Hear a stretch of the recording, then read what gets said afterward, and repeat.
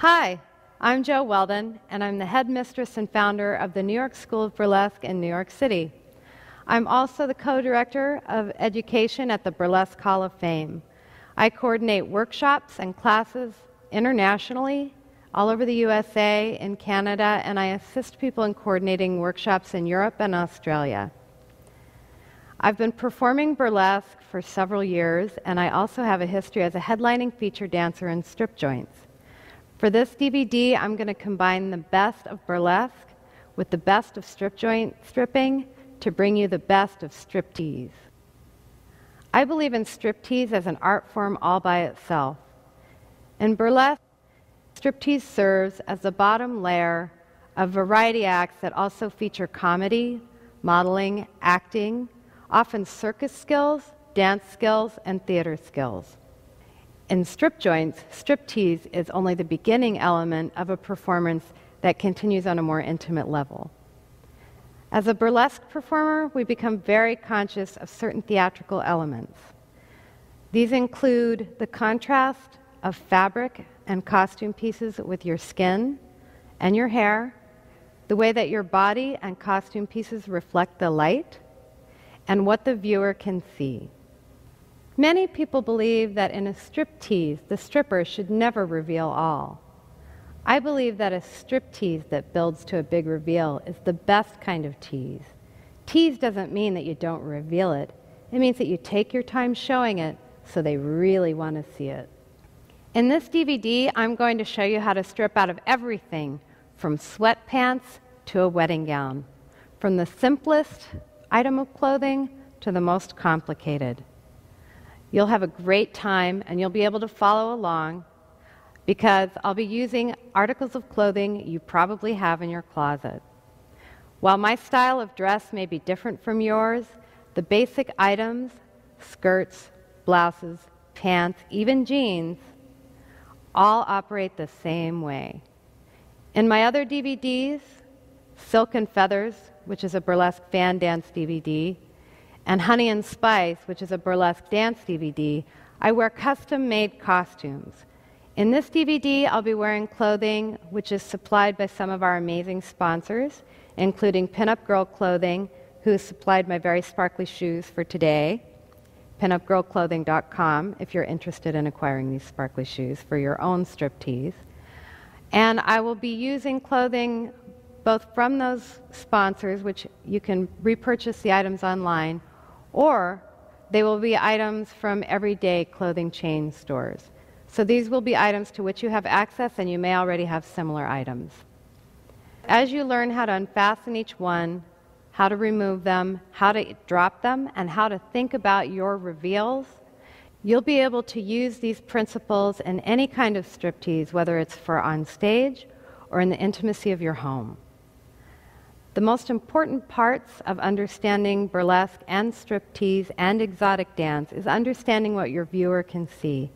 I'll demonstrate all the concerns that you have to be sure that you're showing what you think you're showing. I'll also show you how to make these reveals interesting, colorful, and exciting for the viewer, and fun for you to perform. Because one of the best things about striptease is that it's fun.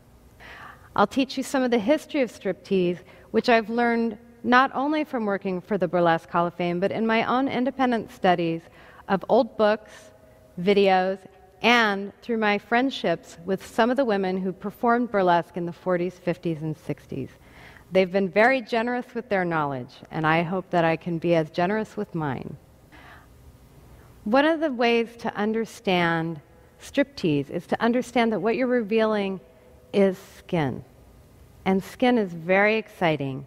When you touch yourself and you're wearing an article of clothing like this, the viewer thinks about what it feels like to touch you through that fabric, what the fabric feels like, and they also unconsciously notice that you're sensual, that you're enjoying the feel of that fabric and of your body underneath. The best way to convince people that you're fun to touch is to enjoy touching yourself. When you show skin, you show something that has electricity. Fabric blocks that electricity. Skin actually contains electricity, and when you touch skin, it registers in their brain as electric. So if you go from touching your skirt to touching your skin, their mind will make that connection, and there will be a little shock. And it doesn't matter how much graphic material they've seen. These things are infinitely effective under any conditions. I'm going to teach you about the choreography of events. Choreography is a series of repeatable dance moves. The choreography of events is a series of repeatable events. What I mean by events are things like unzipping a zipper, dropping a glove, turning a suit jacket inside out, stepping out of your skirt. Those are events.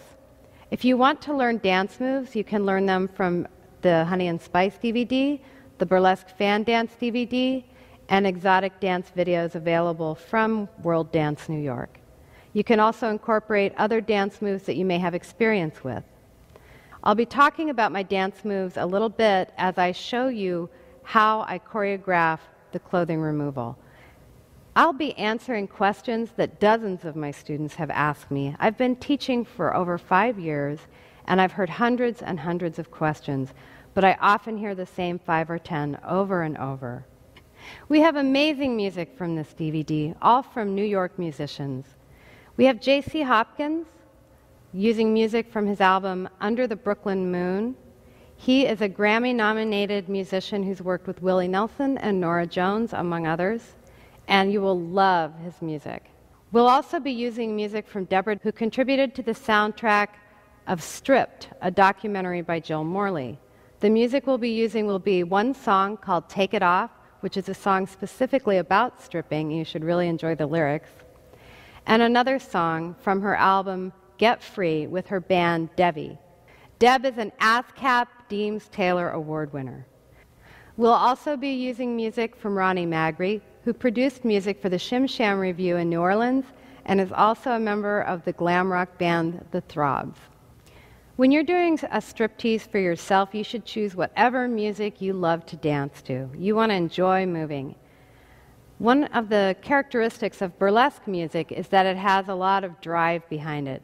So the music will go, "My mama done told me, dun, dun," or "The minute you walked in the joint, dun, dun." There's a lot of that in burlesque. We're going to use a mix of music so that you can see that you don't have to use burlesque music to do a striptease, although it certainly helps if you're doing a burlesque number. One of my favorite exercises in burlesque and striptease classes is helping people come up with their striptease or burlesque name. One of the ways we do this is by combining two elements to come up with a name that sounds like a character. I often encourage people to try a city and a color. That can result in names like Austin Blue or Paris Pink. A flower and a cheese. I got this idea from the character Lily Munster. So this would be a more playful take on getting a name. It might sound a little more like a cartoon. And one of the funniest ones we've come up with is Daisy Roquefort. If you're a sweetheart, you can use a name that contains a fruit and a modifier. Peaches Sweet or Kiwi Deer, something like that. If you're really aggressive, and if you're male in this case, you could use a given name and the name of a god. So you could be Paul Anubis. You could use an era of history and a given name, something like Weimar Sioux. You could use a given name and a weapon. You could be Lucy Gunn. That could be your spy name. If you like something that sounds a little more cultural, you could use the name of a fabric and the name of a kind of music, like Velvet Baroque. You can use a modifier and a common last name with alliteration, like Silky Smith. You could use your hobby and a form of royalty. You could be the Knitting Duchess. Or you could use a phrase that sounds like a name but isn't, like demi-monde. These are just examples of names that you would use maybe once or in a class. If you actually want to find a name to use in a career, you have to do a lot of research. You have to Google it. You have to Google it with the name burlesque. You have to make sure that the name that you choose is not in use by someone else, because if you are intending to perform as a career, they'll get you confused with that person, and you'll have a terrible time getting gigs. Not to mention that that other person may be annoyed, but that's a secondary concern to getting your career going, I'm sure. You also want to make sure that you don't use the name of a character in a book or a character that may be trademarked. I had a friend whose stage name was Venus de Midal, but it's not anymore. However, if you're just going to use the name once, as Miss Indigo Blue says, you can call yourself Madonna. Who cares? Some names are so perfect for burlesque that they're used too frequently. The best example is Kitten. A friend of mine was once in a burlesque show with 4 performers named Kitten. It's a great name. But again, if you want people to remember you, you want to have a name that they'll be able to tell apart from the others. Some extremely common last names in burlesque include Valentine, L'Amour, and the last names of cars. You also want to be aware that there's a lot of burlesque performers named Cherry. Again, if you're only using the name once or in class, it doesn't matter. But if you intend to have a career, you want to make sure that if people Google, they find you. Striptease has a long history. It's probably one of the oldest professions. And teaching striptease has a long history as well. There's a very popular album from the 60s, How to Strip for Your Husband, which was produced by Ann Corio, a burlesque performer who was famous in the 30s and 40s, who also performed a burlesque revival, as did Sherry Britton. How to Strip for Your Husband, Music to Make Marriage Merrier. And it includes a bonus instruction booklet, which has one of my favorite tips of all time, that when you're taking your earrings off, you mean business. And you'll see that in the routines.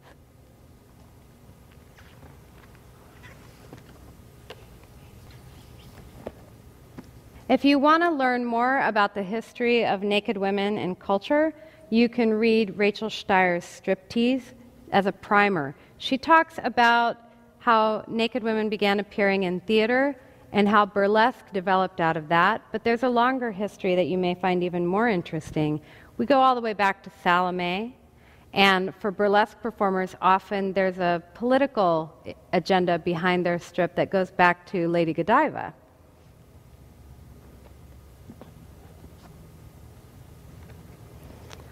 Another stripper who's taught striptease is Geo, who's from New Orleans, and she appears in this documentary, Stripper. And when I watched this is where I learned that burlesque wasn't dead, that you could still do striptease routines. Because when I worked in strip joints, there wasn't so much of a routine, but it did develop with feature dancers. And we were able to do fan dances, champagne dances, and eat fire, and dance with snakes, and do anything we wanted.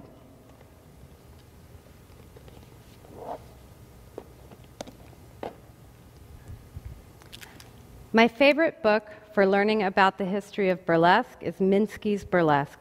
He goes into great detail about how the burlesque shows were put together, what was required of the strippers, what the strippers' personalities were like, and details including what hair color worked best on stage, whether or not they wore body makeup, which they did, all kinds of fascinating tidbits in this book.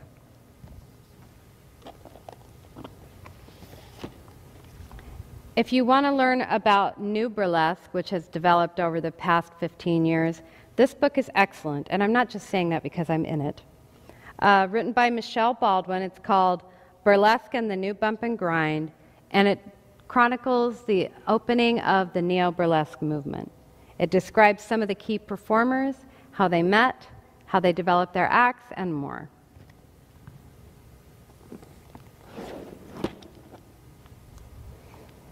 And this is a fantastic book that shows pictures of live performance of striptease artists in the 1950s.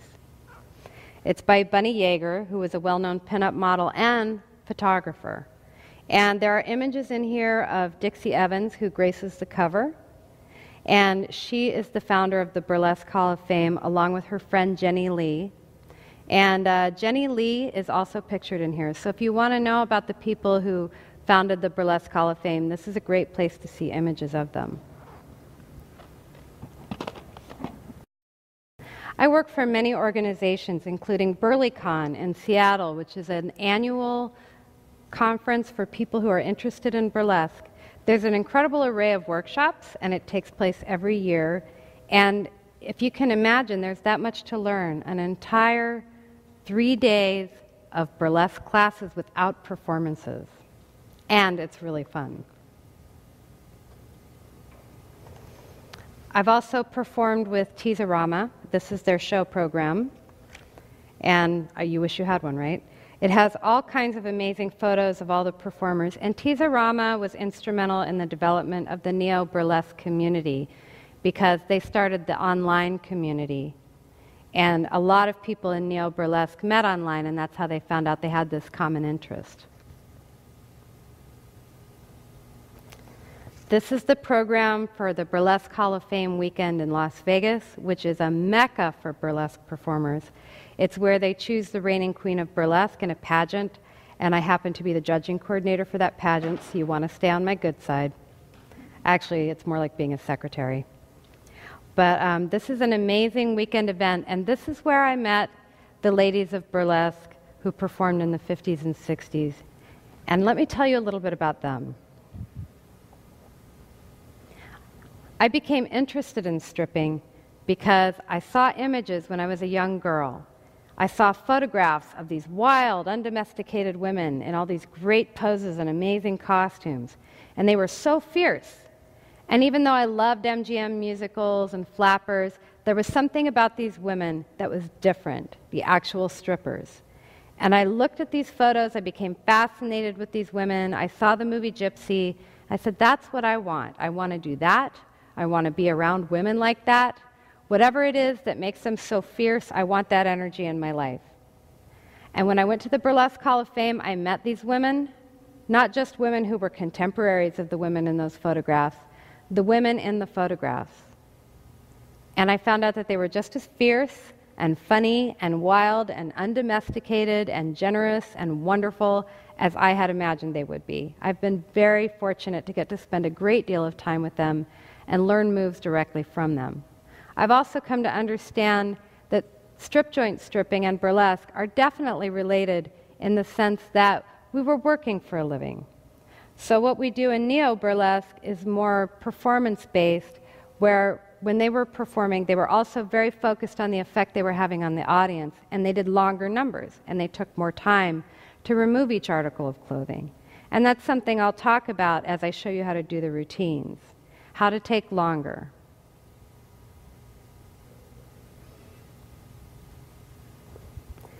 This is a book called Mainstreaming Sex, and I'm on the cover, which is very exciting for me. And it's a book that discusses a lot of the academic and political conversations that go on around sexualization in our culture, including striptease, pole dancing, burlesque, and other more things like Girls Gone Wild. And it discusses these things in great detail with a lot of academic references. And these are conversations that continue to develop over the decades. There have been a lot of feminist arguments both for and against certain kinds of sexual behavior or sexualized behavior or representing yourself as a sexual being. And there's a lot of debate about it. And I think that it's really interesting as a woman to participate in those debates, to find out what they are, and to engage on a level where you're really able to believe in what you enjoy. Because I find striptease is all about pleasure for me. One of my good friends is Lily Barana, whose book Strip City is one of my favorite books about stripping. She wrote about strip joint stripping as well as about going to the Burlesque Hall of Fame weekend. Her book is amazing, and it describes in detail what it's really like to work in a bunch of different strip joints. I've also consulted with Lily on her newest project, Operation Bombshell. Lily is also a military wife, and she noticed that while her husband was deployed, she and her friends whose husbands were also deployed needed to find ways to have fun and distract themselves from their worries. So she created burlesque classes, and I consulted on the choreography for those. I love the project. And it just shows that you can have fun with burlesque and striptease just for yourself. Although, of course, it's wonderful to invite other people. All right, if you're like me, this is probably how you spend a lot of your time. I work out a lot, I teach a lot, I'm constantly in unattractive clothing. Although I have to say, my shirt is pretty cute, right? You're in luck because you have the headmistress of the New York School of Burlesque, and I'm going to teach you how to take off a sweatsuit in an interesting way. Now, a lot of times, you're out working out or jogging, and you keep seeing the same people time after time. These people know how you look in your workout clothes, but they don't know how you look coming out of them, and they might be intrigued. They might like you sweaty. That's an important thing. They should like you sweaty. I'm going to show you a few techniques here. First off, I'm going to take off my earrings, because when you take off your earrings, you mean business. Then I'm going to take down my hair. And one of the interesting things about taking down hair is that if you haven't worked in a strip joint, you may not have the experience of having people watch you take down your hair. If you've worked in a strip joint, you know that 1, they get really excited. 2, they get excited about you revealing and concealing your eyes and then revealing them again. And 3, you have to mess up your hair because when you take it down, it's not styled. So if you just take it down and it's just sort of in this clump, it's not hot. Now, if you mess it up, it may fall into some weird shapes or whatever, but because you've messed it up, they now associate it with you being messed up. Very good stuff. The next thing I'm going to do after I take down my hair is take off my hoodie. Did you think that taking off a hoodie could be sexy? I'm going to burlesque up the hoodie. First off, I'm going to unzip it a little. And then I'm going to zip it back up. And then I'm going to unzip it a little further. And I'm going to zip, zip, zip, zip back and forth. And then I'm going to zip it back up. And then I'm going to unzip it all the way down. So I've teased. I've gone a little bit of this. No. Oh, okay, a little bit more of that. Not yet. Oh, all right, I'm really coming across. And there's a real conversation that comes across when you take that kind of time. Then I'm going to turn my back to you, but I'm going to maintain eye contact. And I'm going to pull down that sleeve, roll that shoulder, and cover back up. And then I'm going to do the exact same thing, just in case I didn't quite get it, on the other side. I'm going to maintain covering whatever it is I'm covering, in this case, the New York School of Burlesque. I'm going to flash right and cover, flash left and cover. Notice that when I flash, I actually push my rib cage forward. Flash, flash. Now, flash and shimmy. I've had people ask me, what exactly is a shimmy? It's really just a shake from side to side repeated. If you have trouble and find your hips moving at the same time, you can either just let it happen or you can practice sitting down in a chair to help you isolate your rib cage. But basically, think about the fembots in Austin Powers. Fire, fire, fire, fire, fire, fire faster. So that's your shimmy. And then you're going to take off the hoodie and turn the sleeves inside out. And this is often a struggle. In burlesque, our clothes are rigged. We actually have weights inside our clothing that make it fall off the way we want to. Unless you start doing burlesque or really know who you're going to run into when you're out jogging, this is unlikely to happen for you. So there will be a little struggle. How do you make a struggle sexy? Unless you're around someone who just inherently finds struggling sexy. You take your time with the struggle. You wiggle, wiggle, wiggle, wiggle, wiggle, till the sleeves are turned inside out, and then you make this beautiful, almost balletic gesture with a hoodie. Yes. Then you're going to turn around, and you're going to have the hoodie held so that it covers your waist in the back. And you're going to turn, just bring a foot around, and you're going to lower that hoodie, and you're going to brush it under your butt, and brush it under your butt, because you're showing off your butt. And then you're going to drop the hoodie behind you so that you don't have to stand on top of it while you take off the rest of your clothes. Then you're going to do the sexy t-shirt reveal. I have done something here that most people do not do in daily life. I have cut the tags out of my clothing. When you do burlesque, oftentimes your costume is built on actual clothing pieces. You have to cut the tags out because they're distracting. People go, oh, Hanes, and you don't want that. So I'm going to take my t-shirt designed by my friend Stuart Noack, and I'm going to show the bottom and see how I'm showing off a little. I'm pushing my hip out to the right. I'm going, I got hips. I'm not an athletic person myself. I'm curvy. But if you're athletic, you can just push that hip out and it'll look exactly the same. You'll have the hip going out and the taper going down to the knees, and you'll be exaggerating your girlishness, even if you're a guy. So you're going to slide your hand under here as if you're enjoying the way this nice, soft fabric feels. And then you're going to cross your arms and keep your upper arms on the sides of your rib cage, so that if you were wearing a bra, it would be creating cleavage. I'm wearing 2 bras, but we'll get to that. So you're going to cross under, and you're going to show your cute little tummy. Oh, you love your tummy. You're going to act as if showing your tummy is a gift. It doesn't matter how you feel about your tummy. Almost nobody likes their tummy. Some people like their tummies. They're really rare. I don't even know what to say about it. It's so rare. Most people would rather not show their tummy. So by showing your tummy and showing confidence about that and pride in your tummy, you have put that person at ease with your own sense of confidence.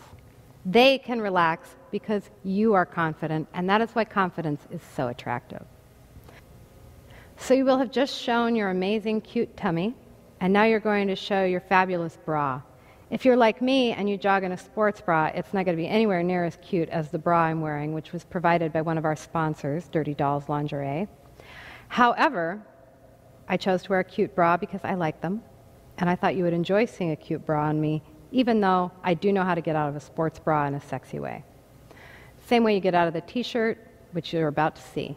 So you're going to show your tummy, then show your sexy bra, and they're dying. You know, you maintain that eye contact. They really want to look at the bra.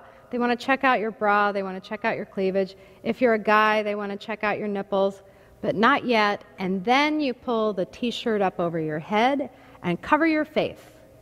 So there will be a few moments during which your face is completely obscured.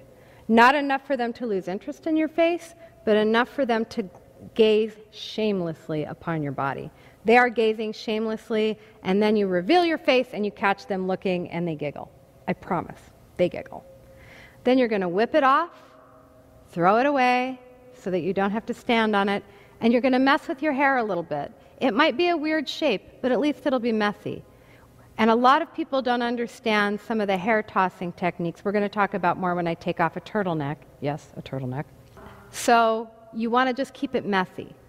You're not really tossing it right now. Then I'm going to have to take off my shoes before I take off my pants. So I'm going to sit on a chair. Let's say you're in this person's dining room. You might be. I'm going to sit on a dining room chair, and I'm going to unlace my sneakers and take them off, and I'm going to have to make it funny. People often ask me, how do you get out of difficult articles of clothing? You make it playful.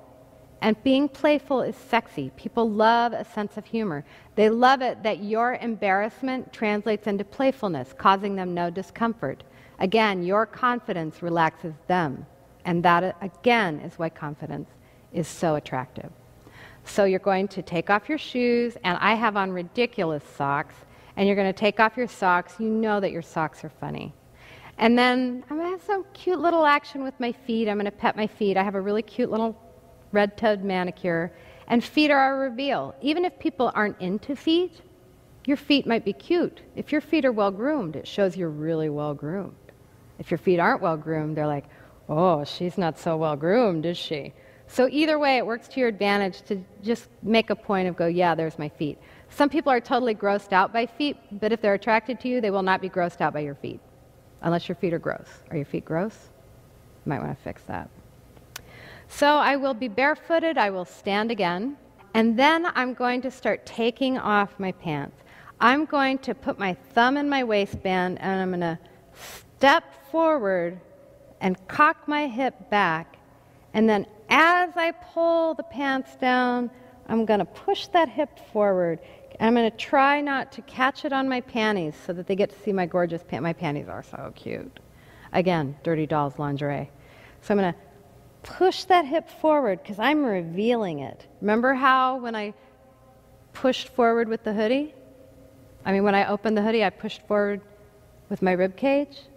Push forward. Push forward. Right? See the cockiness? It's called cocking your hip. And if you do this with your hip back, it's a different effect. It's very coy, but it's not the prettiest pose. The prettier pose is about 3/4 hip forward. And then I'm going to step back on that foot, a little forward on this foot, and again with the hip. So now I've got my hips down, my beautiful panties are showing. I'm going to do a little of this, and you'll see me improvising dance moves.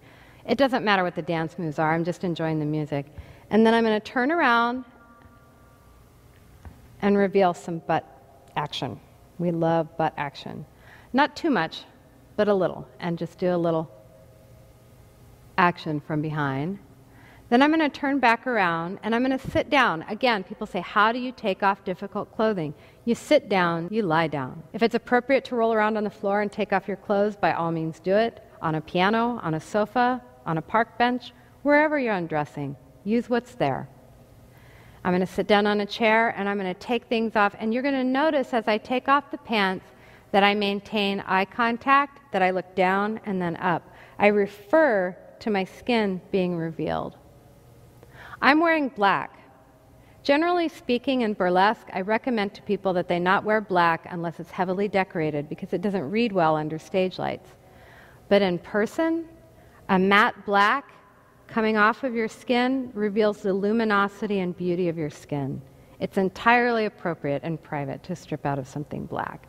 Again, on a burlesque stage, because burlesque stage is all about being lit, black swallows light, it doesn't reflect light. So you want your costume to be part of your performance when you're doing burlesque. In a private striptease, your costume is not as important. What's important is the beauty of the revealed skin. And the skin is beautiful against the black. And then I will stand up, I will be in my underwear, and then I'll tell you about my underwear.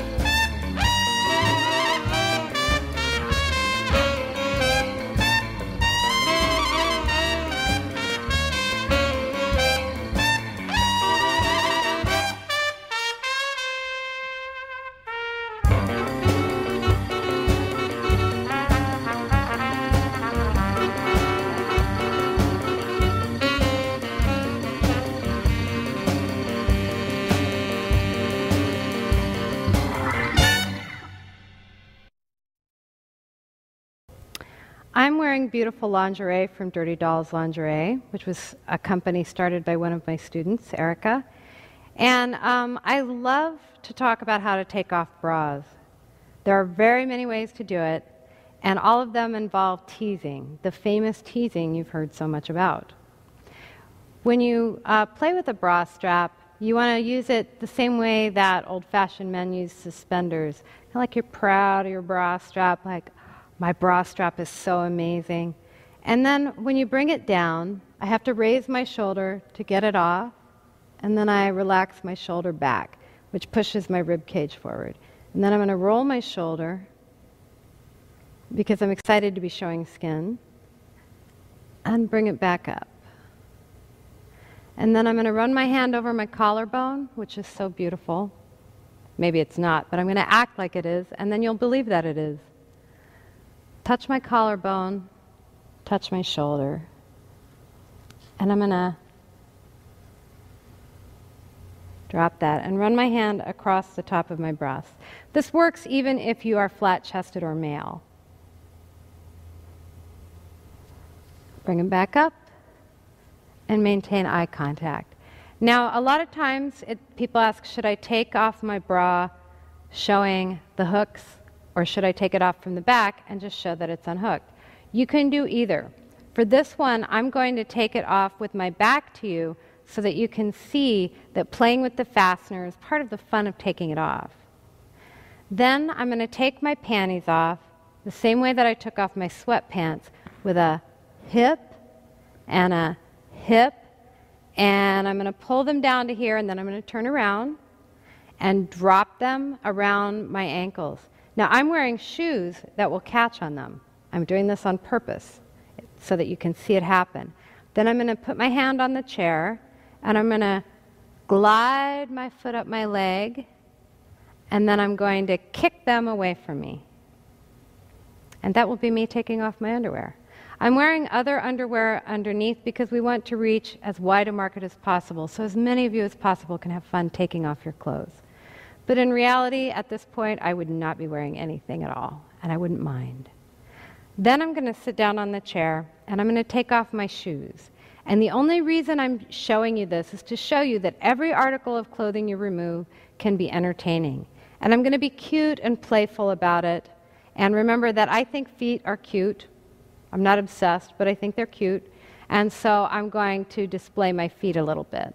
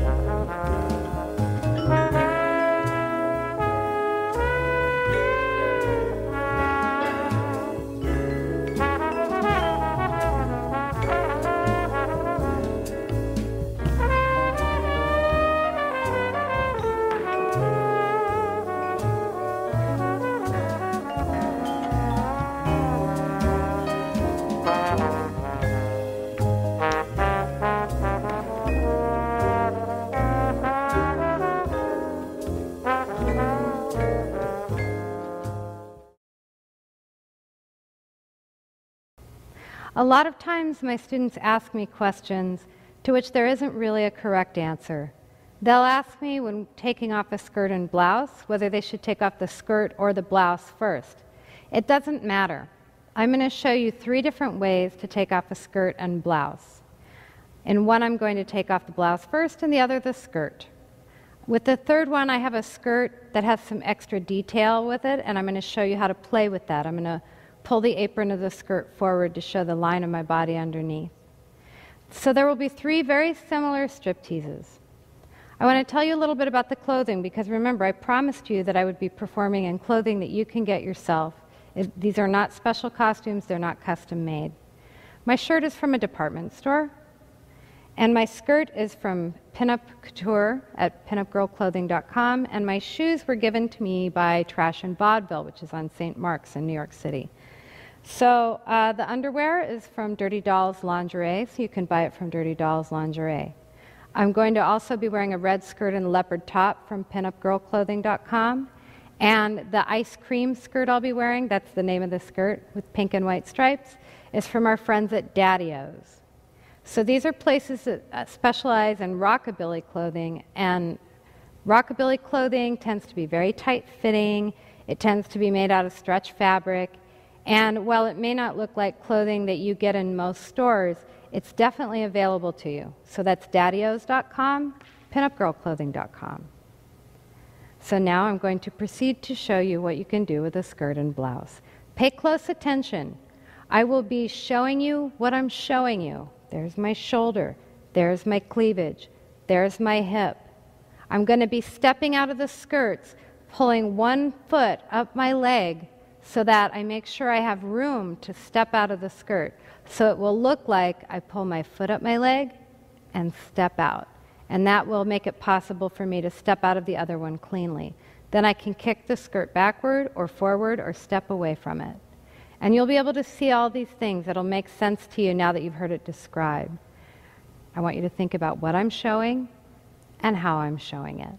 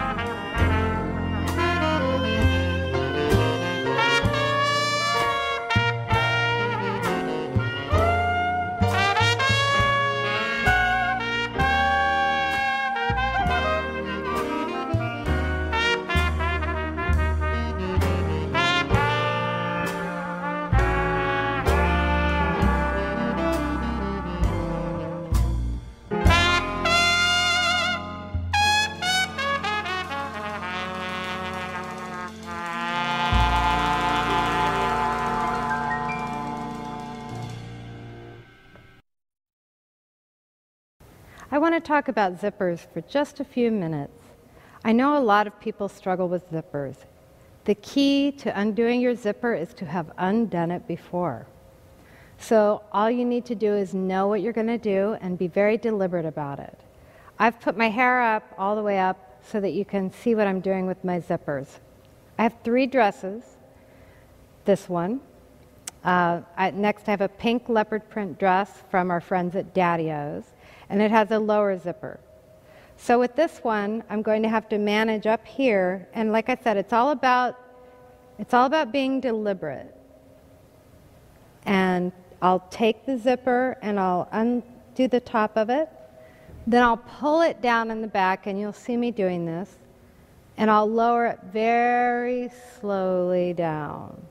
And you'll see my hands making gestures toward the zipper, playing with the zipper, and this is very burlesque, but it's also something that you could use in a more intimate environment. Then with the pink leopard dress, you'll see me having an easier time with the lower zipper, and you'll see a completely different approach where I just bring my hand back and locate it, bring my other hand back and indicate it, and one hand follows the other hand down. The last one is a long dress. And the reason I'm doing that is because the long dress has a bone zipper. A bone zipper is always easier to undo. However, all 3 of these dresses have lightweight zippers. So they're very flexible. And on burlesque costumes, we usually use much heavier zippers because they're easier to unzip. This dress has a very high zipper. Usually when we're performing burlesque, we attach a tassel to the back of the zipper. It makes it easier to find and easier to reach. But don't be afraid to do this. It looks pretty from the back, and it doesn't look too bad from the front either. So 2 keys. Practice with the zipper. Very important. Know where it is. And 2, go really, really slowly. Take all the time you need. If you're struggling, slow down. Don't speed up. If you're struggling,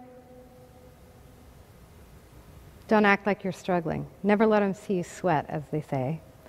And the best thing about playing with your zippers is one of the sexiest things in the world is watching a zipper go down. You saw it with the hoodie. I'm going to strip out of jeans as well. And so you'll see that the zipper has great connotations. And in these 3 items, you'll see 3 different approaches to the exact same item.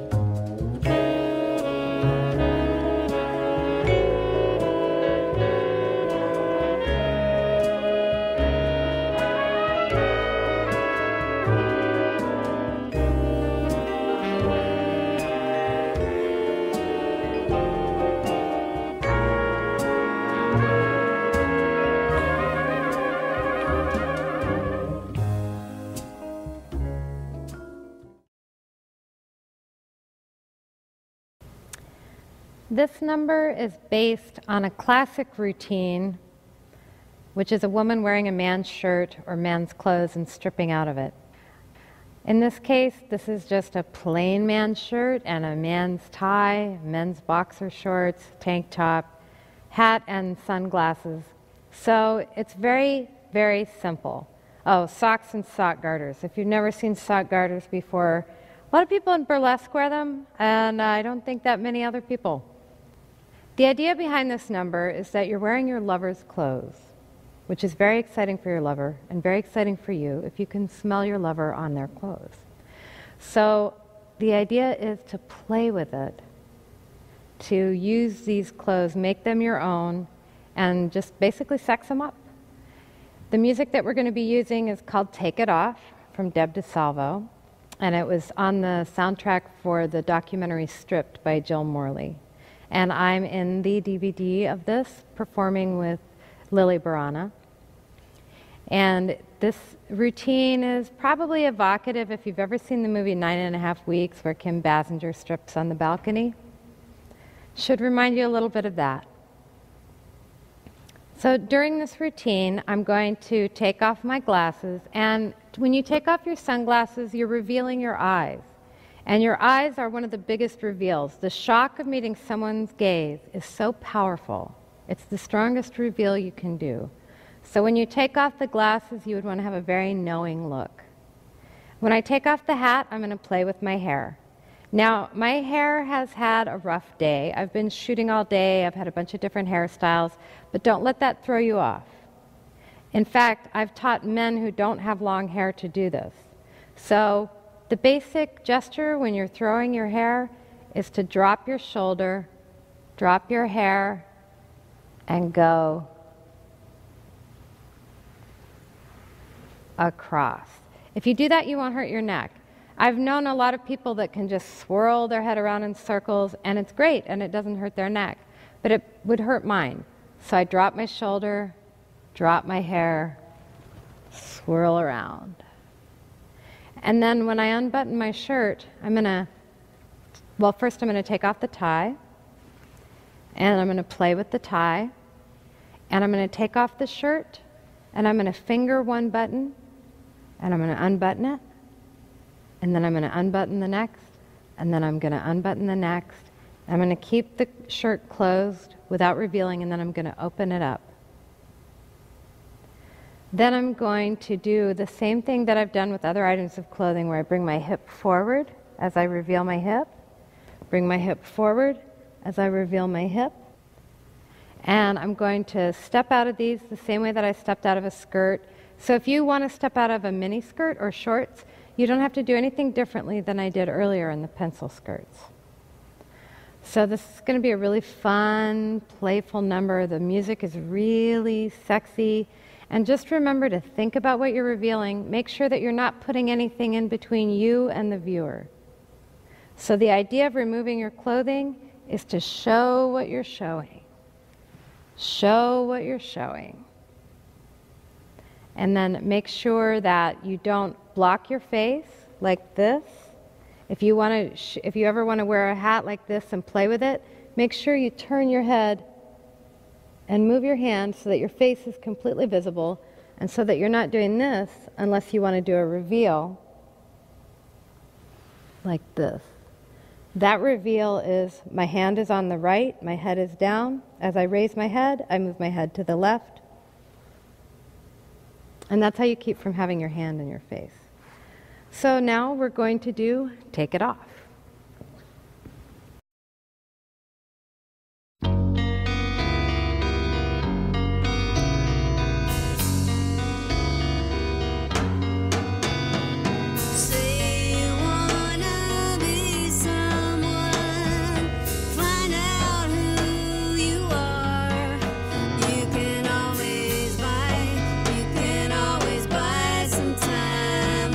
G-string and a smile.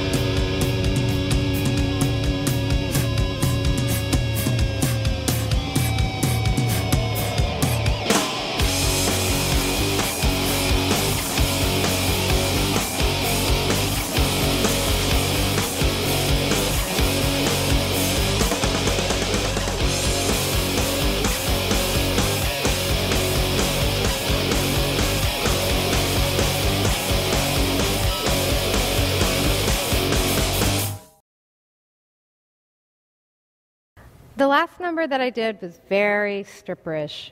And this number is going to be very laid back, almost as if I didn't know I was being watched.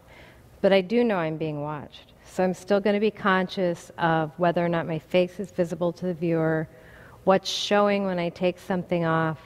All those things are still going to be happening. My students constantly ask me how to get out of difficult clothing. Jeans are really difficult. Pull-off boots are really difficult. Turtlenecks are pretty difficult. And I'm also going to take off glasses because I often find people ask me questions like, do you take off eyeglasses the same way you take off sunglasses? And the answer is yes. But basically, the idea of this piece is to give you a feel of a more casual, less showy strip, but still with confidence and knowingness. And you're going to notice that I sit down to take things off. Honestly, if someone's there, one of the best ways to engage a lover is to have them help you take your things off.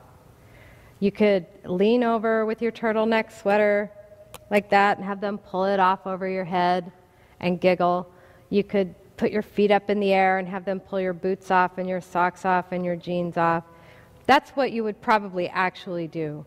But this is just if you know that your lover is watching you casually undress.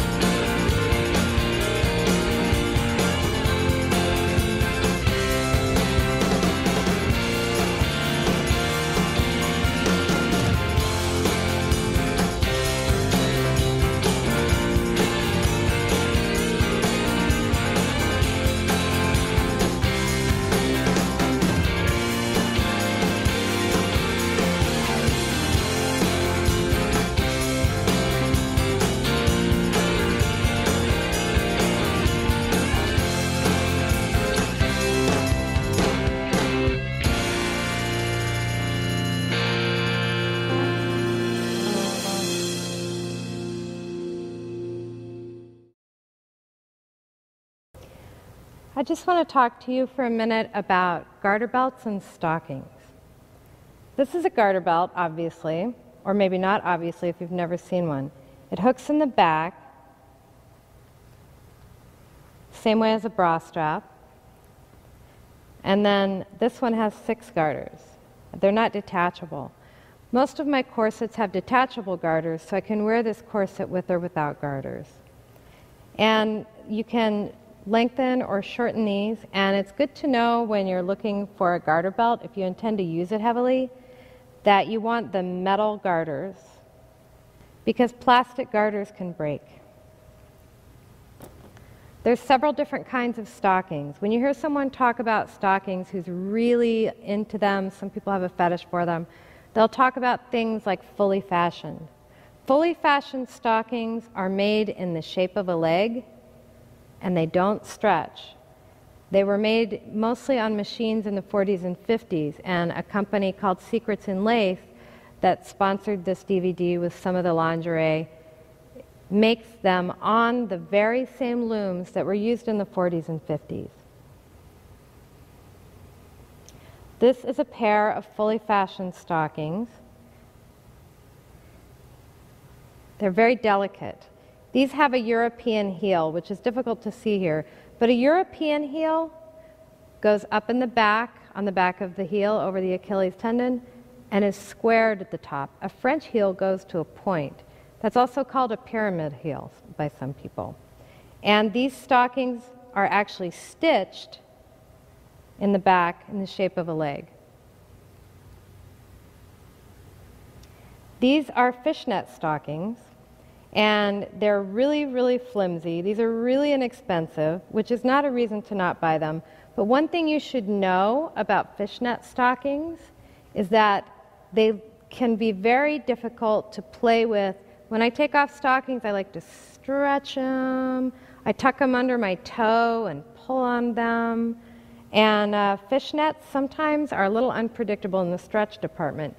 They also, if they're not really, really well made, like Danskins, lose their stretch very quickly. They get stretched out. So you have to shop for fishnets really carefully. Inexpensive ones will stretch out, expensive ones usually don't.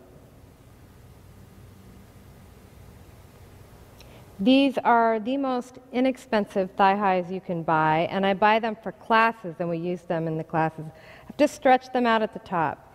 Usually a thigh high stocking has elastic on the inside, or a clear band of rubber, and that's how you can tell it's a thigh high. Stockings don't. Stockings have to be worn with garters. Thigh highs, or stay-ups as they're called in England, are meant to stay up. These are some inexpensive stretch stockings with seams in the back and a little pyramid heel. When someone says RHT stockings, they mean reinforced heel and toe. And these are some inexpensive seam stockings without the reinforcement, so you see the seam doesn't go all the way down.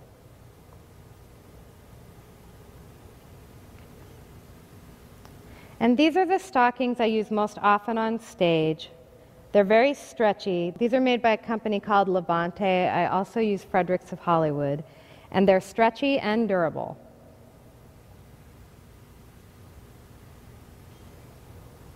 So this is the main thing you need to know. Stockings don't have elastic or rubber on the inside of the top, and they work with a garter belt. Thigh highs do have rubber or elastic on the inside of the top, and they're not meant to be worn with a garter belt. The trick to undoing your garters is either to look at them and refer back and forth to the viewer, or to be so confident about the garter that you can pop it without looking at it. Either one of those will work.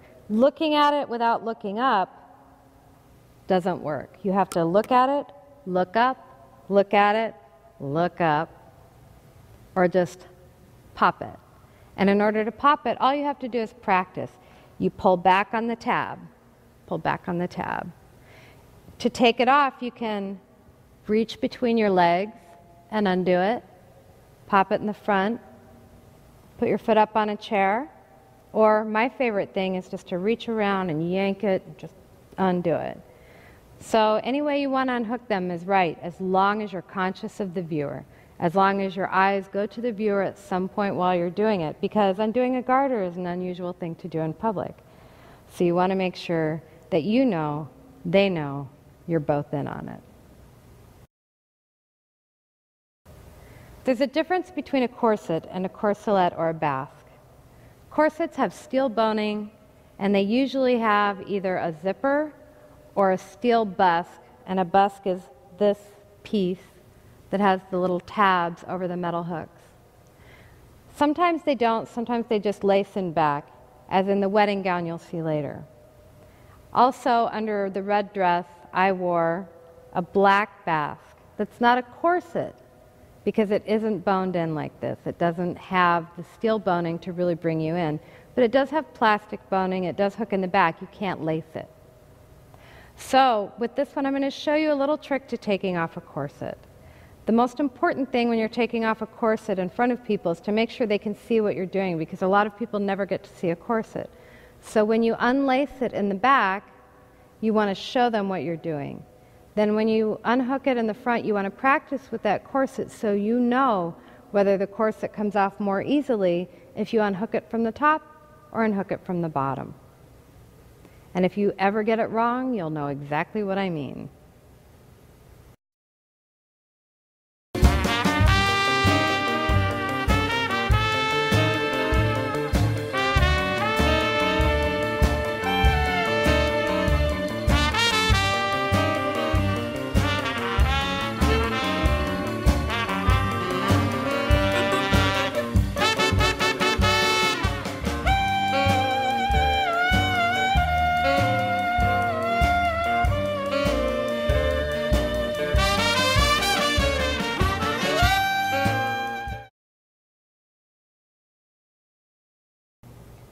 Most of the clothes that I've used in this DVD are clothes that you could easily acquire online or in chain stores. For the next two numbers, the business suit and the wedding gown will have been custom made for me by my friend Garrow Sparrow. He's a costume maker for many people in the burlesque community, as well as a maker of formal dresses and wedding gowns. He makes a lot of great corsets. So this is my leopard print business suit, and in case you haven't noticed, I'm extremely fond of leopard print. And I was saying earlier, I'm generally happy if I look like, a loose woman or a spy. That's my style, and I hope that your differing style won't inhibit you at all from trying any of the techniques we're doing today. So this costume is slightly rigged in a way that an over-the-shelf outfit would never be. There's a snap at the top, so I can just pull it apart and show cleavage. And there's boning in the zipper so that I can unzip it really easily. There's also a longer zipper than you'd usually find in a skirt so that I can drop it to the floor. So all these things have been thought out, and that's useful information whether or not you intend to do a burlesque routine, that we do think things out like that. We do plan little pieces here and there. It's also extremely uncomfortable. I like uncomfortable clothes. I like wearing corsets. I like wearing tight gloves. I like high heels. And I always have. And I think that it's a matter of preference. You know, you could easily use many of the techniques we did, particularly like the t-shirt and the skirts, with looser clothing. This is my preference. I've always liked tight clothes. And as you see in the As you see when we work with the corsets, tight clothes leave marks. So I can tell you that there may be visible marks on my body from the corset. And you'll see this with the wedding gown also, that very tight clothing leaves marks. I happen to think these marks are interesting, but a lot of people would never go out on stage and let marks be seen on them. So you'll hear differing points of view on that. I'm wearing very basic stretch stockings, and I'm wearing heels that slide off. If you wear buckles, you have to plan a way to unbuckle your shoes in an interesting way. And a lot of times all you really have to do to make unbuckling your shoes interesting is wear a low-cut top and lean over to show some cleavage when you unbuckle the shoe. So most of this is just a matter of thinking about the viewer and what they can see. For what I'm about to do, it's really very simple. The costume is rigged.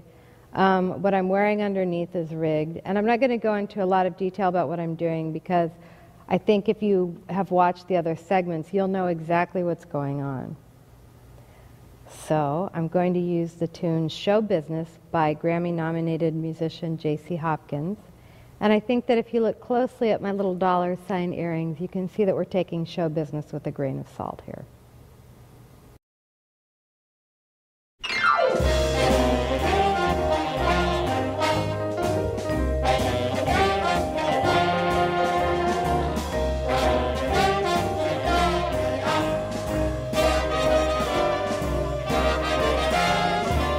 Show business takes a toll on you. You best believe what they say. Every cliche in the book is true. What compels a fool to mess with it anyway? Oh yeah. Oh yeah. Oh yeah. Oh yeah. Show business turns your mind to ride, just to lessen the pain. You got so little when you think you got a lot. What compels a fool to mess with it anyway? Oh yeah.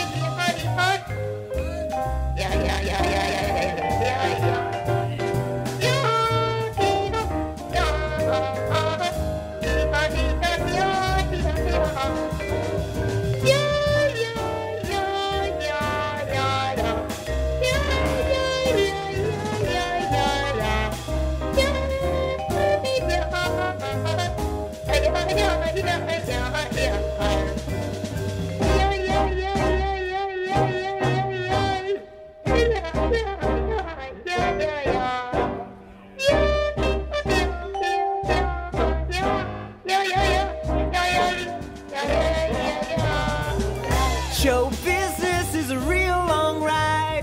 The pendulum never ceases to sway.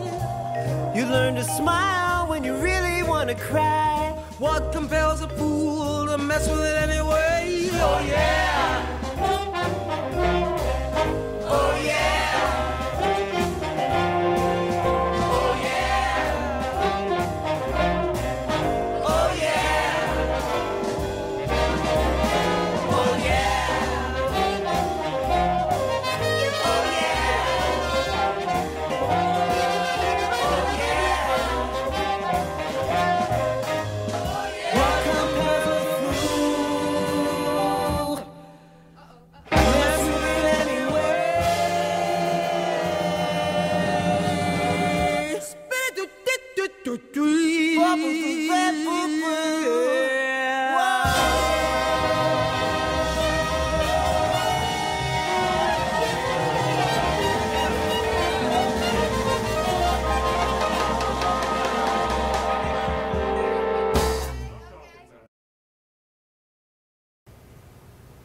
So we've done everything from sweatsuits to business suits, and now we're doing a wedding gown. Every fashion show ends with a wedding gown. This wedding gown has actually been in a fashion show and had a very naughty life after the fashion show, so it is probably not really fit for a wedding anymore. But it was made by my friend Garrow Sparrow, who made my beautiful leopard print business suit, and it is definitely a beautiful piece of work. He does incredible corsets, incredible skirts, very fine detailing, and he was kind enough to let me use this wedding gown, which has been debauched, for this number.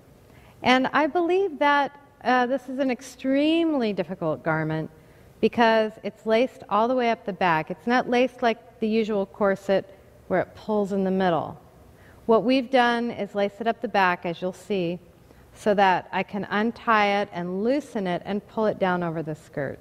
We have a nice seat because this is going to be very, very challenging. I'm going to have to sit to do a lot of this. And it's also important to know that we've planned a lot of this shoot around the amount of marks any given clothing is going to leave on my body. So any corset, of course, is going to leave marks on you. There's a waistband in this skirt, and they can leave marks. That's okay. I think that if you wake up in the morning next to someone and they have sheet marks on them, it's sexy. If you find someone who's just taken off a corset and they have marks on them, since I love corsets, I find that sexy. So if you've just married someone and you take off your wedding gown and it's left marks on you, it could be sexy.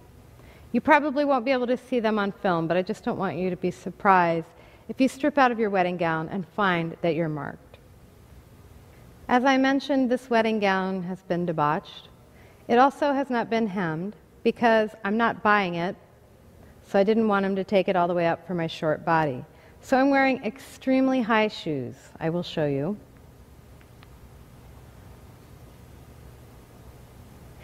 These are shoes made for strippers into which you can insert money.